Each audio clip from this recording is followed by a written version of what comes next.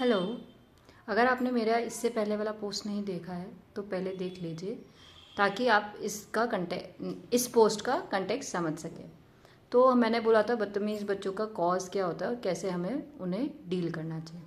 पर real life में कई बार पॉसिबल नहीं होता क्योंकि वो या तो आपके साथ आपको एम्बैरस करेंगे या वो ऐसे वर्ड्स यूज़ करेंगे जिनसे आप इंसल्टेड फील करेंगे, right? And that could be just you और समवन अदर एल्डर और someone that you want to be cordial with. Basically social system है तो हम सोशल रहना चाहते हैं। तो उस सेंस में क्या करना है, लेट्स से उसने कुछ अलग बोला जो कि अजीब था, विच वॉज मतलब which was not actually disrespectful for the kid, but it was insulting for you or embarrassing for you. In that case, क्योंकि बच्चे को उसका अर्थ नहीं पता, कोनोटेशन नहीं पता है, तो हम पहला तो उसको कोनोटेशन इंगित नहीं होने देंगे that talking so and so is negative or is shameful or anything, because he may not talk to even his parents after that about that thing. Okay, so we'll just calm him down, we'll take him to one place, corner him out जहाँ पे कोई भी नहीं हो, पूछेंगे why did he say so or why did he behave so, and then we are going to tell it is hurting or it is not the appropriate thing to say to an elder, to a gents, to a old lady or whatever the context is. Okay, in case if he hurts तो बोल सकते हैं कि अगर कोई आपको वापस कर देगा या आपके साथ कोई ऐसा करेगा तो आपको हर्ट फील होगा ना.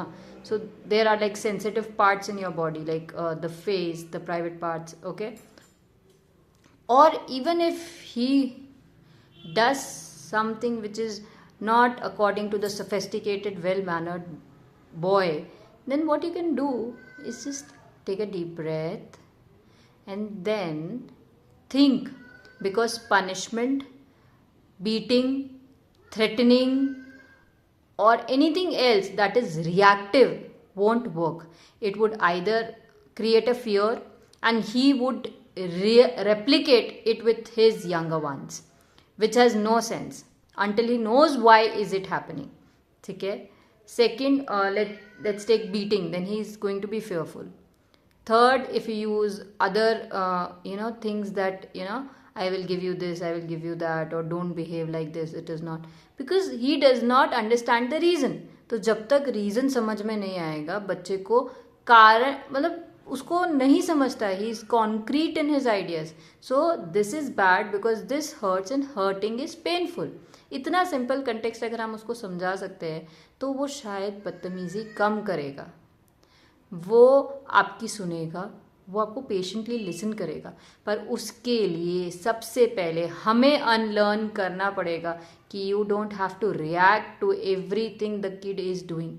वो किड अभी एक्सप्लोरेशन स्टेज में अपने पैटर्न्स बना रहा है, उसको अभी अर्थ नहीं पता है. आप कोई वर्ड बोलते हैं, जैसे घर में किसी ने बोला और उसने वो गलत जगह यूज़ किया, क्यों किया? क्योंकि उसको अर्थ नहीं पता है. You have to focus on that. He is learning, he does not know the connotation of it. वो देखता है गुस्से में मेरे भैया, मेरे जो भी रिलेशन में है वो ऐसे बोलते हैं, तो वो रिपीट करता है उसी कंटेक्स्ट में. जैसे गुस्सा आया तो कोई कुछ बोलेगा, कोई जैसे किसी ने बैड बिहेव किया तो हम उसको कुछ और बोलेंगे, कोई गाड़ी ढंग से नहीं चला रहा तो हम कुछ बोलेंगे. So that way he just replicates. उसको कंटेक्स्ट नहीं पता है, and you have to be sure that he knows the context so that he doesn't use it in the wrong place. Okay, also you have to control your angry words, you have to control controlling things. हमें let go करना पड़ेगा. we cannot be rigid, we cannot be strict about things. हमें धीरे धीरे प्यार से समझाना पड़ेगा. अगर हम रिजिड होते हैं, स्ट्रिक्ट होते हैं, हम बहुत एम्बैरेस्ड फील करते हैं, बहुत ही सेंसिटिव हैं, तो वो हमारे लिए भी बहुत ही ज़्यादा सफरेबल है और बच्चे के लिए तो और भी ज़्यादा. उसको जो कॉम्प्लेक्सेस होते हैं उसकी वजह से you can not even imagine.